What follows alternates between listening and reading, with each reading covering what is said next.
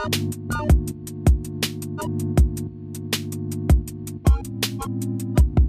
Beautiful Dark Twisted Fantasy.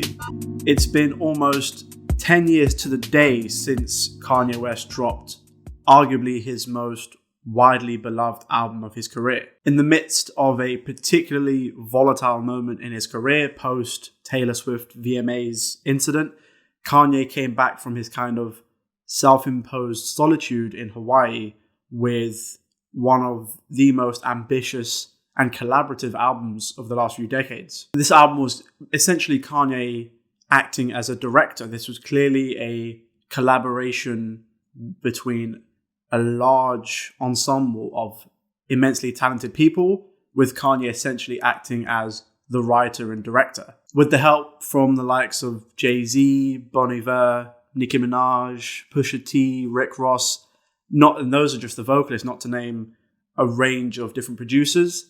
This album is about as grand and epic as popular music can get. It feels even bigger and more grandiose when you consider his previous album.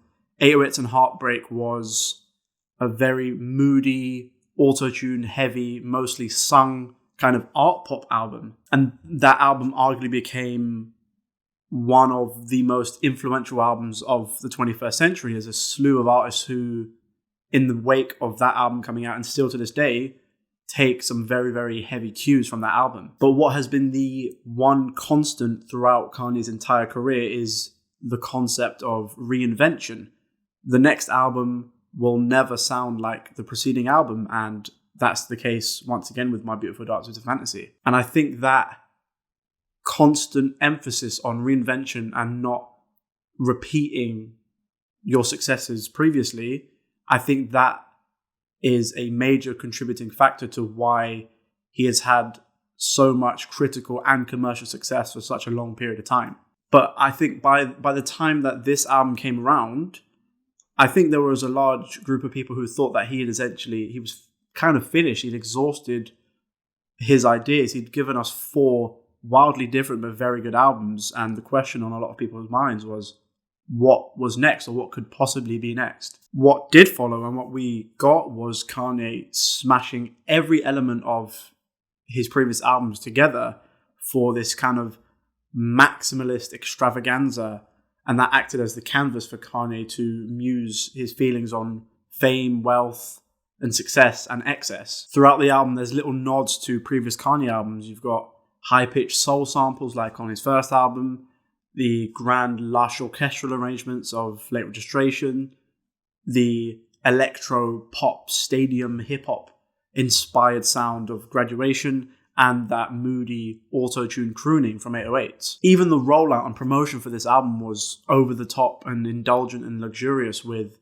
the idea of Good Fridays essentially giving us more than half the album by the time it had dropped. The opening song, Dark Fantasy, is a testament to that idea, with Kanye's multiple pop culture references and his witty, clever bars alongside this mesh of hip-hop, soul, and R&B music. One thing that is very consistent throughout this album, and why I compare his work on this particular project to the work of a film director, is his ability to get the very, very best out of all of his collaborators. It's been 10 years, and it's pretty much the consensus among a lot of hip-hop fans that Nicki Minaj's best verse is on Monster, that Rick Ross's best verse is on Devil in a New Dress. Virtually everyone who came on board to contribute to this album stepped their game up. I think if we're talking about pure influence, I don't think that this is Kanye's most influential album. I think that would have to go to 808s. And on a personal level, this isn't my favorite Kanye West album. My favorite would be Yeezus. But what I do think is that Dark Fantasy is Kanye's most culturally significant release, just for how and when this album came to be, and how ambitious and audacious it was for an artist who had essentially been kind of backed into a corner and was on the back foot at the time. Now, even though this album is primarily concerned with the effects of fame and wealth and success, Kanye still finds time to provide some apt social commentary. The song Gorgeous contains some of Kanye's wittiest and most articulate bars on the concept of injustice. The opening set of bars Penitentiary Chances, The Devil Dances, and eventually Answers to the Call of Autumn, or then Falling for the Love of Ballin', Got Caught with 30 Rocks, The Cop Looked Like Alec Baldwin, etc.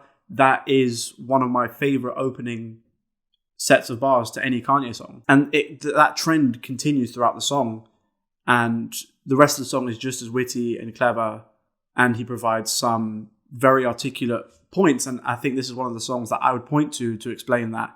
I genuinely feel Kanye expresses his ideas more coherently in song than when he's actually speaking.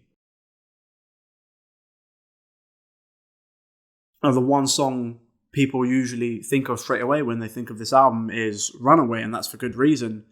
In hindsight, it's kind of amazing that this song is so iconic and successful when you compare it to just how quite strange it is. Of course, Kanye's lyrics on a lot of the song are very tongue-in-cheek, but there's a certain level of sincerity in his lyrics as well that separate it just from being a collection of funny Kanye bars. His singing is maybe the strongest his voice has sounded in his career thus far.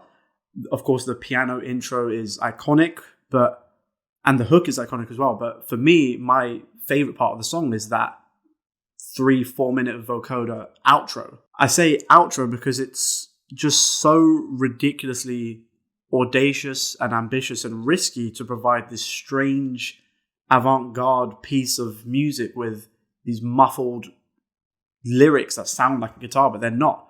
And it's so long, it's longer than some actual Kanye songs. For me, it just works. I can understand why someone would find it very jarring, but on a personal level, I could and do listen to that entire outro every single time I put on Runaway. For as big and epic and grand as this album is, all of the elements that make Kanye West and what makes a Kanye West song are still there. Inventive uses of samples like the Aphex Twin sample on Blame Game or the King Crimson sample on Power, an emphasis on soul, R&B and gospel music, and of course, top level production. Speaking of Power, it is, and I hate to use this word, but it is just one of those epic kind of hip hop songs. When you listen to this, you feel like you can almost do anything that you put your mind to. So I can only imagine what Kanye, who has a massive ego as it is, what he would have felt after writing this song. The vocal samples, the guitar, the massive drums, the synth heavy outro, every element of this song comes together so perfectly. And I think when you're working on a song like this, every extra element that you add makes it harder to sound cohesive, and they achieved it. The song Devil in a New Dress is my personal favorite hip-hop song of all time, and it has been that way since pretty much I first heard it when I was 13. That Smokey Robinson sample is ridiculous. It's so good that it doesn't even sound like a sample. It just sounds like the entire instrumental came as is. Kanye is at his lyrical best, in my opinion, with some of his funniest and most poetic bars to date. The standout for me is the opening of the second verse, where he says, "When the sun go down, it's the magic hour. And out of all the colours that fill up the sky, you got green on your mind. I can see it in your eyes." This song could have ended, and I think it did end this way in its original form after about 3 minutes. But then you get this amazing, trippy guitar interlude from Mike Dean that leads into Rick Ross's best ever verse. And those two elements added on to Kanye's contribution just brings this song to a whole new level. It's just the consistency of this album is kind of unparalleled. The surprisingly sample-less Monster is, again, iconic in its own right. The insanely elaborate pop-rap crossover of All of the Lights and the criminally underrated Hell of a Life. It's got something for pretty much any mood that you're in. Lost in the World may be one of the most heartfelt songs, not just on this album, but in Kanye's entire career.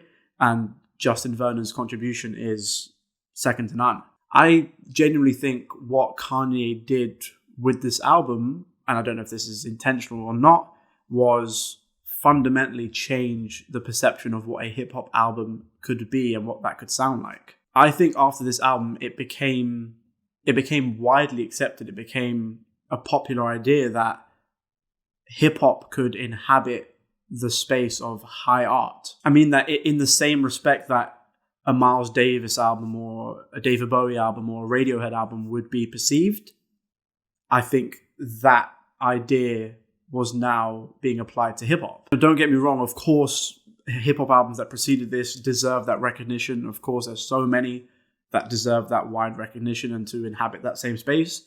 But I think this album made it more widely accepted and popular to think like that. If you fast forward 10 years later, hip hop is now, without question, the biggest, most dominant form of music at the moment. And I think it is that way because of the marriage of its commercial and artistic viability.